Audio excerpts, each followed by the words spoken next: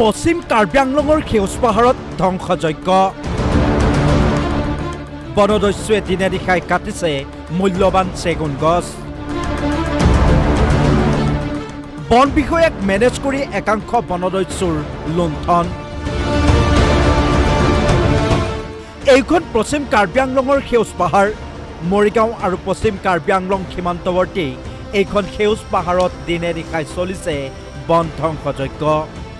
একাংশ বিষয়াক মেনেজ কৰি বনদস্যুৱে কাটি গৈছে মূল্যৱান গছসমূহ আজি 4-5-6 মাহ আগত বন বিভাগৰ ফালৰ পৰা ডিউটি আহিছিলে তেওঁলোকে তেতিয়া মানে সপ্তাহত 2বাৰ 3বাৰ এনেকুৱা আহিছিলে এইখিনি সময়ত এইখিনি মানে ৰিজাৰ্ভটো ধুনীয়াকৈ মানে সংৰক্ষিত হৈ আছিলে কিন্তু আজি 5-6 মাহ ধৰি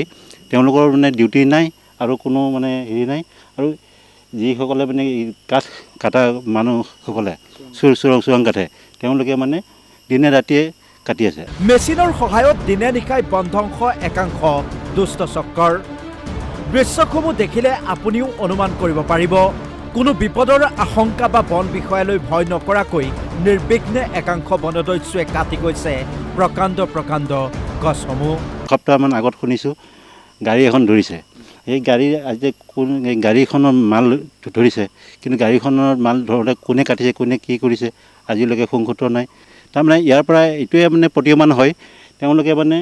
হয়তো এই চোৰাং কাঠ যি ব্যৱসায়ী এওঁলোকৰ লগত এই বন বিভাগৰ নিশ্চয় যি জ্যেষ্ঠ কৰ্মচাৰীৰ লগত তেওঁলোকৰ নিশ্চয় মানে ভিতৰুৱা সম্পৰ্ক আছে কিছুদিন পূৰ্বে এই সেউজ পাহাৰৰ পৰা লৈ অহা কুণ্টাভৰ্তি ট্ৰাক জব্দ কৰিছিল বন বিভাগে কিন্তু এই বিষয়টোতো কোনো গুৰুত্ব নাই বন বিভাগটোৰ এই ক্ষেত্ৰত স্থানীয় ৰাইজে বাৰে অভিযোগ দিয়াৰ পিছতো আজি পৰ্যন্ত ব্যৱস্থা গ্ৰহণ নকৰাত ক্ষোভ প্ৰকাশ কৰিছে একাংশ ৰাইজে